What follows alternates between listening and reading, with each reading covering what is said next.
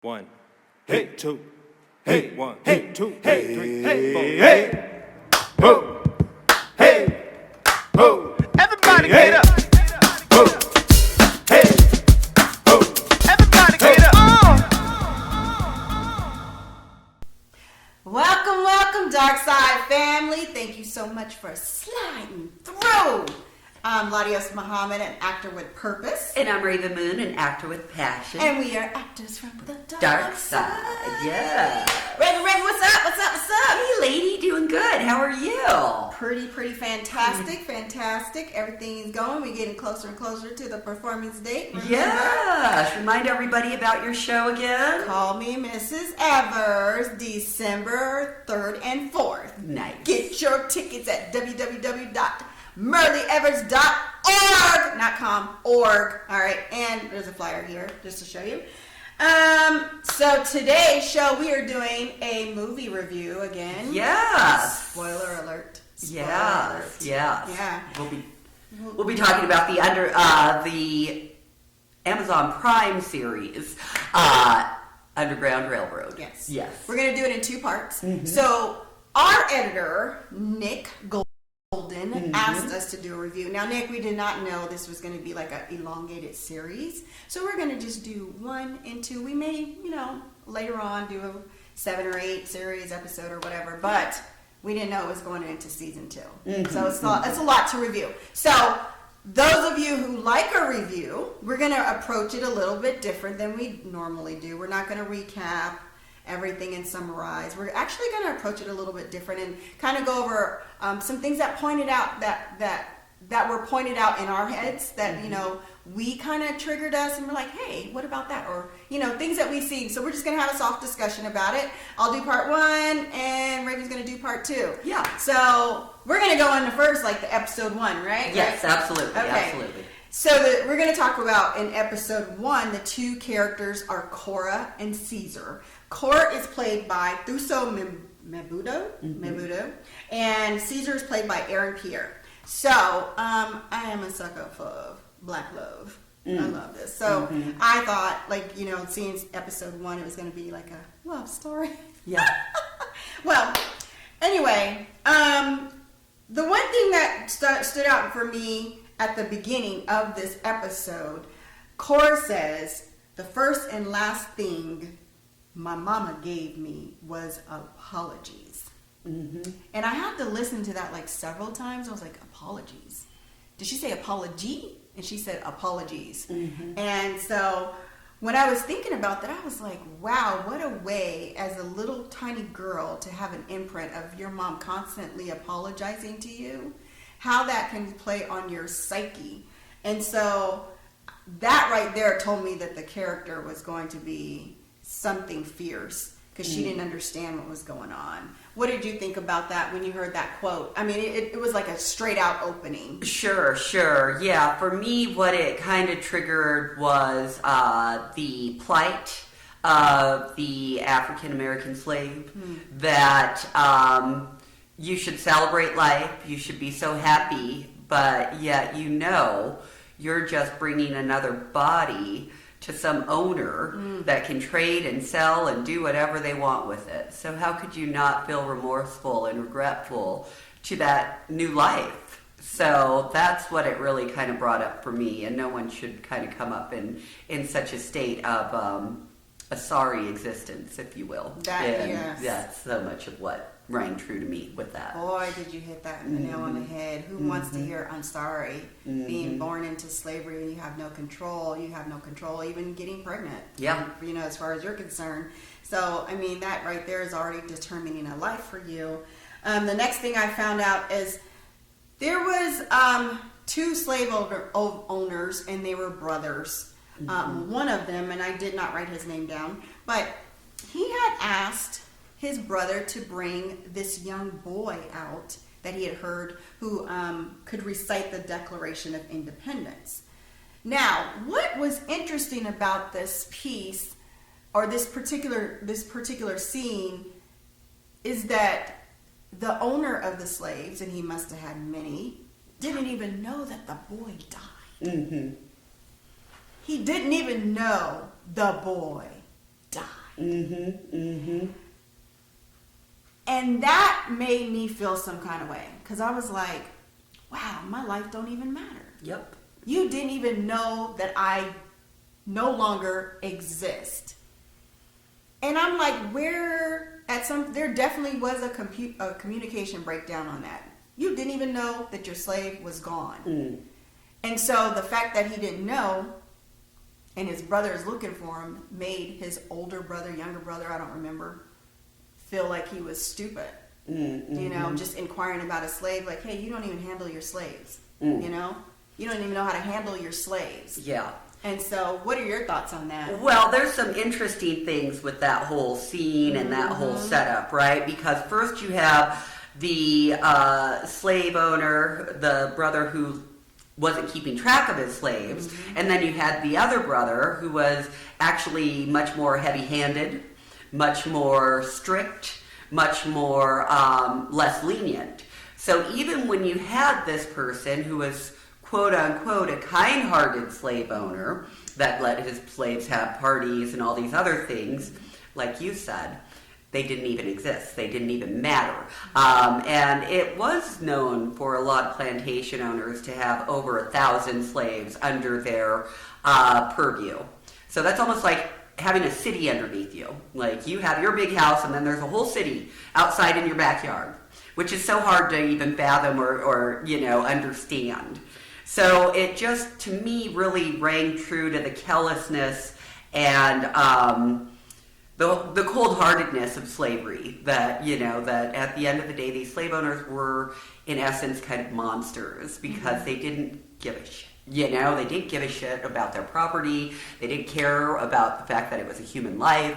And as the episode goes on, we see that a little bit more. But that's the thing that it really rung true for me is that, even the nice slave owner was still an asshole. Okay. and that's so true. So, and these slaves were very docile, obviously, and they were celebrating. But what I wanted to point out is fast forwarding into modern time. Slavery, yes, it's happened, but what is the imprint of that someone doesn't even think that you exist? And white supremacy still exists. So how does that play in your mind when you walk into a room for a role and it's nothing but white people? Right. You are the only person of color there. Do you feel invisible? Do you feel strong enough, courageous enough, with confidence, with power to say, I exist in that room? How do you feel? You know what I'm saying? Because these are emotions and thoughts and everything that's been imprinted from that time. And even though there's no slavery now, it's a different way that it's being presented. The slavery of our security, our mind. So do you ever feel invisible when you're in a room? Because of how I grew up, I was that one sole black child in a room of either whites or a room of Hispanics or whatever. If anything, it wasn't that I was invisible. All of a sudden, everybody stopped. And it's like, what the hell? Who is this person? But it was what got to me was maybe around 14 or 15 when I started just realizing not so much that I'm invisible, but I don't matter to those other people, right? That they don't really care about my plight. They don't hear my voice. They don't hear my ideas. That kind of thing. Like, it's so easy to be overrun when you're in a group of white people to say something that's contradictory, and they'll all gang up on you and say, oh no, that doesn't matter. So in essence, that's kind of the same thing, but it's not like you don't, like your presence isn't there.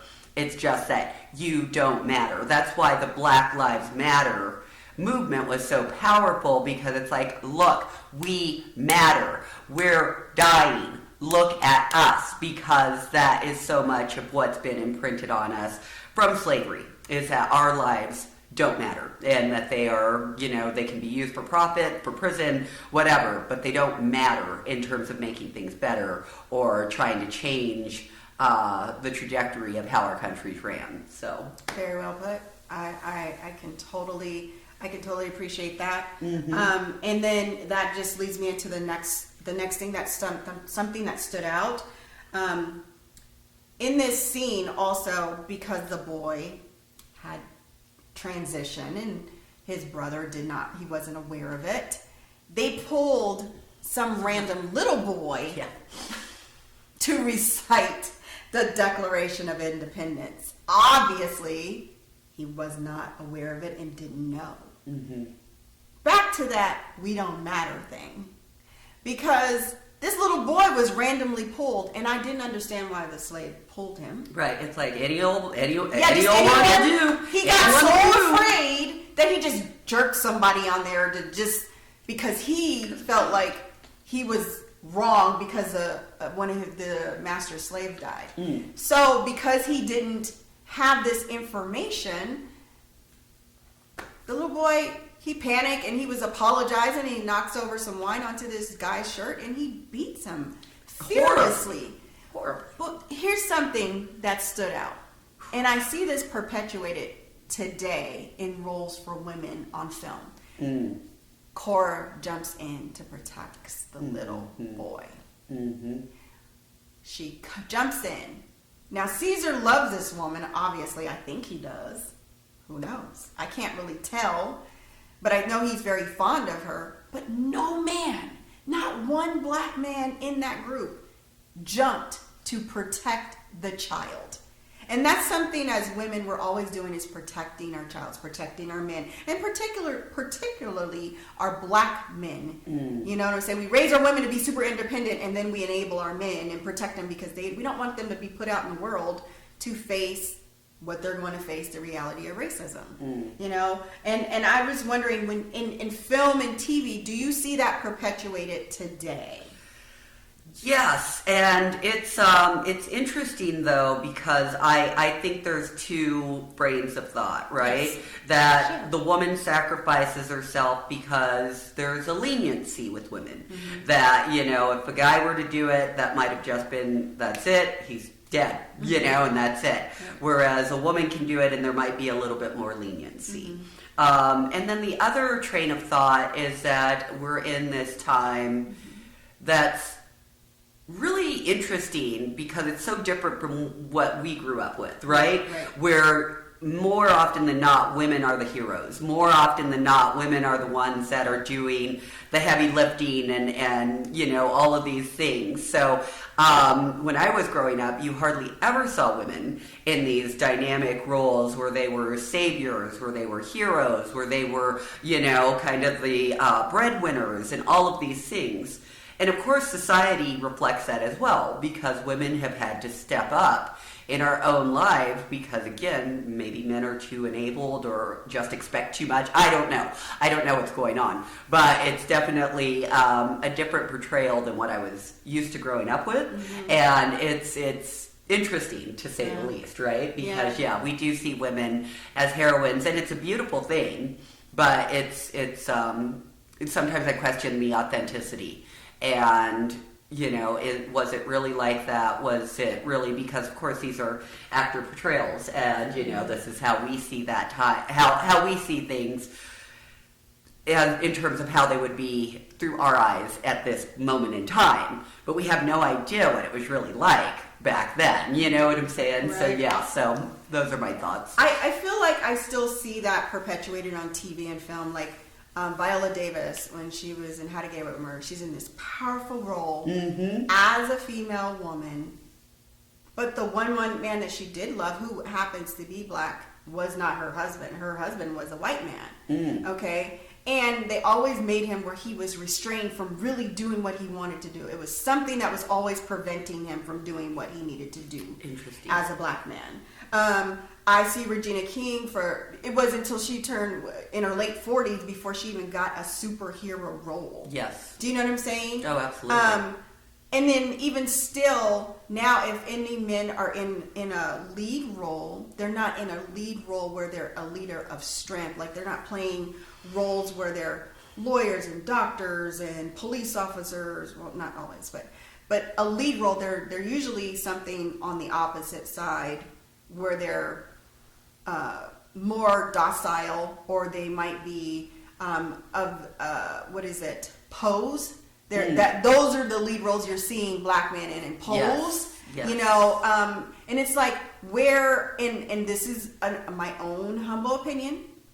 I like that, and you know they'll say it's toxic masculinity, but I'm all for a great straight, you know, man's man. Right. You know, right. I like a man's man. Yes. Okay. Yes. I like a chivalry man. I like a man who opens my door. That's what you know you what I'm don't see saying? anymore. I Yeah. don't want to see a man in skinny jeans. Yes. Okay. Yes. So I still see this perpetuated, even in the entertainment. I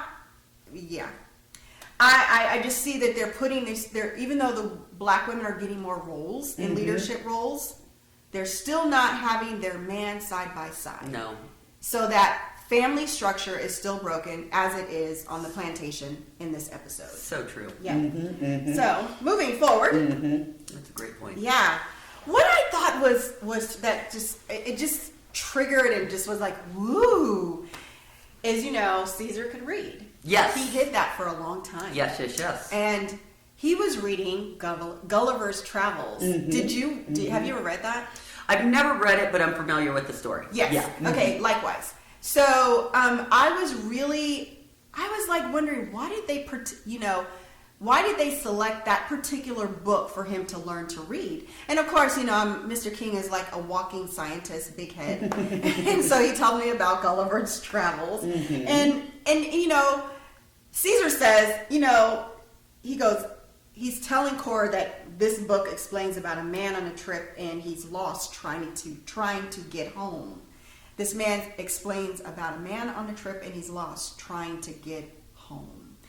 And I thought it was so interesting that the director, the producer, whoever, put that particular book in that line in there, because that was very pertinent to the slaves. They have been stolen from their homeland, brought to a strange land, enslaved, and they're trying to get home. They're trying to get back to some type of civilization and civility and stability of who they once were. Yes.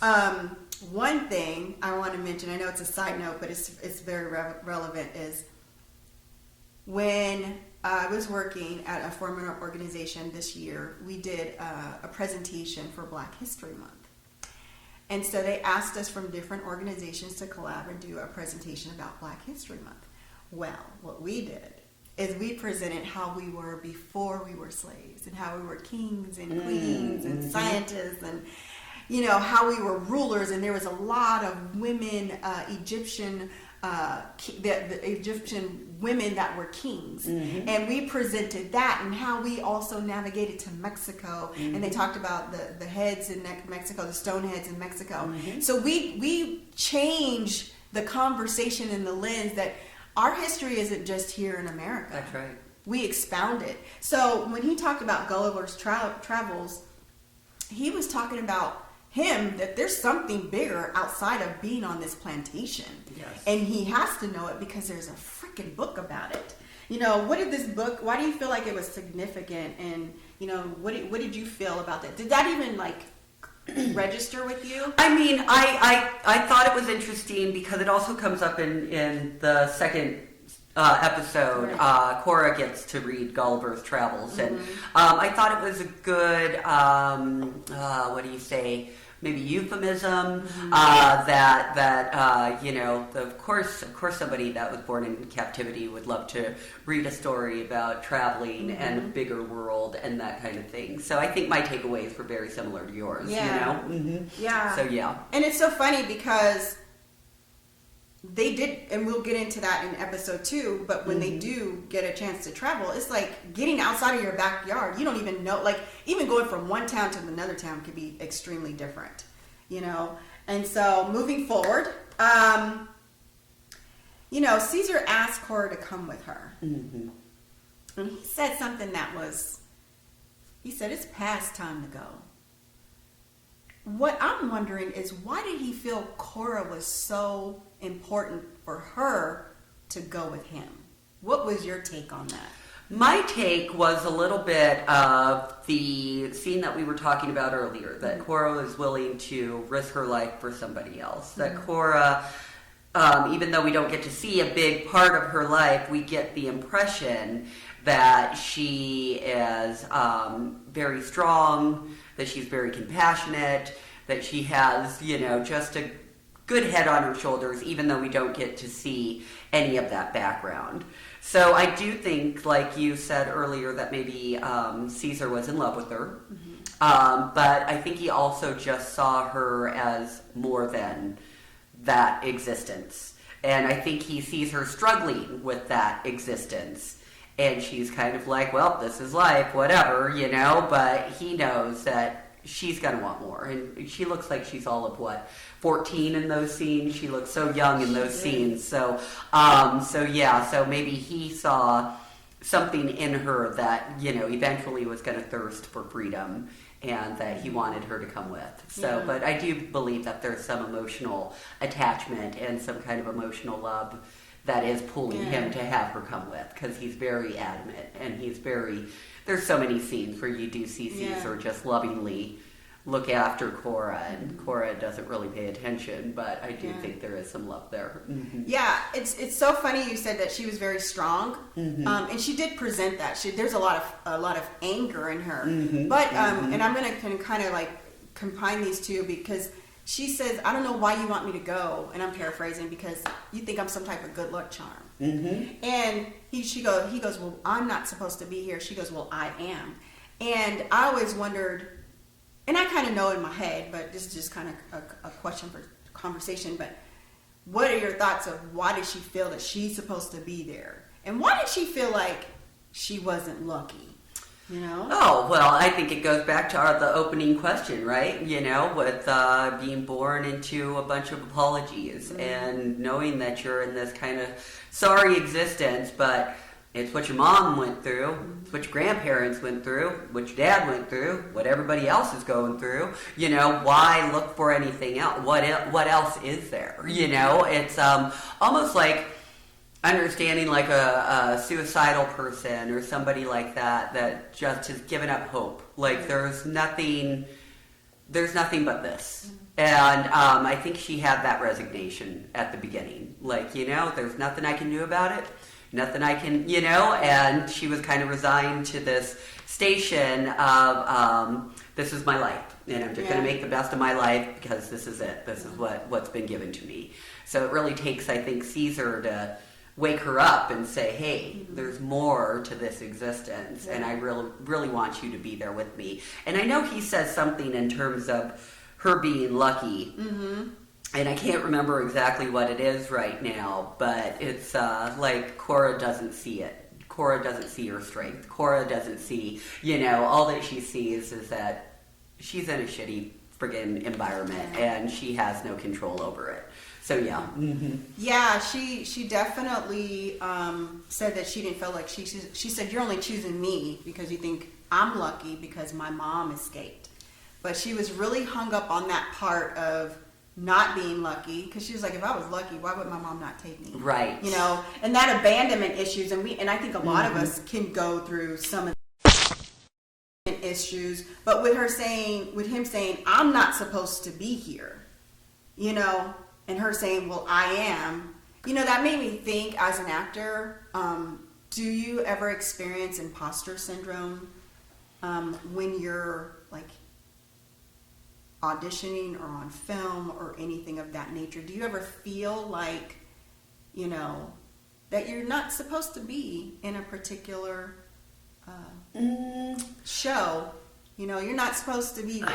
Not really, because I think I've gotten over that. It's like, that's where I always say I'm so blessed to have found acting later in life. Yeah. Because in my 20s, I think I was a little bit more like Cora, where it was just like, well, this is what I was born into. This is my life. Who cares? Let's just go party. Because I didn't see anything bigger. I didn't see anything greater than just going out and getting my kicks every weekend, because I was in so much pain and so much, kind of despair, and didn't feel like there was any, hope for trying to be a doctor or trying to be, anything of note. And that was my own stuff from my own trauma. But when you are traumatized in that way, sometimes you become an internalizer, and you start thinking not that, it's everybody else's fault, but it's my fault. and I had something to contribute to this. And I felt like with Cora, she does have that, like she almost blames herself for her mother escaping. Yeah. She almost blames herself for, so much. So that's where I think that comes from. But as far as like imposter syndrome, not too much. I really lean in on what's for me isn't going to pass me by. Yeah. And so even if I am auditioning for, let's say, a typically white show or something like that, or they're not looking for people of color specifically, I just say, I'm going to throw my spaghetti at the wall and see if it sticks. But it's not like, oh, I'm trying to be them or I'm trying to be like this person. It's like, you will cast me if you like me and what I'm bringing to the table. But that's, again, just a testament to maturity. Yeah. And having that kind of head on your shoulders, because I definitely relate to Cora in her younger years, because I feel like, I had that when I was running with the gangs and all of that. I just didn't care. And, there was so much of it was, I'm brown and black in America, like, psh, ain't nothing for me, and it was a stupid mentality, but it's a mentality that so many people have, and thank you for that. Yeah, because it's a human mentality. Yeah, and I am so glad you said that, because we have to remember that everything we go through is not bad. Yes. There is a reason for that. Yes. All those emotions that you've experienced, you can delve in as an actor. You can pull from them. So true. And that's the beautiful thing. So if you get a role, you remember Queen? Yeah. Did you? Okay, so you get a role like Queen, and you can relate. You can pull from those. Definitely. And I'm going to skip down to the last thing. I know we've delved into a lot, but we definitely want to get to part 2. Yes. The last thing that I wanted to talk to, I thought it was so spiritual, and now we can move on. The last thing I want to talk to. She's being the director today. Yo. It ain't be everything. I know, I just wanted to spend a little time with my counterpart when we're both on screen. You're funny. And Nick, don't edit this part out. Anyway. So do not edit that part out, Nick. I mean, we like that. We're totally human. But the last thing is I want to talk about that really I thought was so profound. They did not show it, and I at least I didn't see it, and I watched it a couple of times. But when they finally escaped, and he says, "You see that? You see the house with the red roof?" Mm-hmm. And I was like, "Red roof, red." Like my mind was like, "Why did he pick red?" Yeah. Why did the director or the writer pick red? So I went in a little bit different, looked at the symbolism, and I said spirituality. So the color of red, spirituality, security, grounding, courage, physical and emotional survival. Yeah. And then I went to the psychological part, courage, energy, outgoing. And then I looked at, I went all, witchy and everything. Dreaming. I went into like a dream, like if you dream about a red roof. And it was like, dreaming you were on top of a red roof symbolized boundless success. And I was like, that was an amazing scene, because they start off running. Yeah. And then their hands let go, and he's running past her, and she's kind of slowing down, and then she starts running faster, and he's ahead of her, and he's like, wait, my woman's not here. And he turns back around, and he grabs her, and they're running towards that red roof. And I thought in that particular episode, that was a very good choice to pick a red roof. And it just touched me, the whole scene. You never see the house or the red roof, but it just touched me how they were just running towards their freedom. How did you feel about that? I love that. I wish I would have, caught it on such a deeper level. Because, I don't think I was watching like that intensely. And I'm like, dang, that is really great symbolism. Yeah. And, that's a beautiful way to tie it in, because that is success, right? To actually choose your own destiny, to actually choose your own path. That's freedom. So that's really profound. Thank you. Yeah, you're that's welcome. Great. So we are about to get into part 2, episode 2 with Rav'n. We'll be right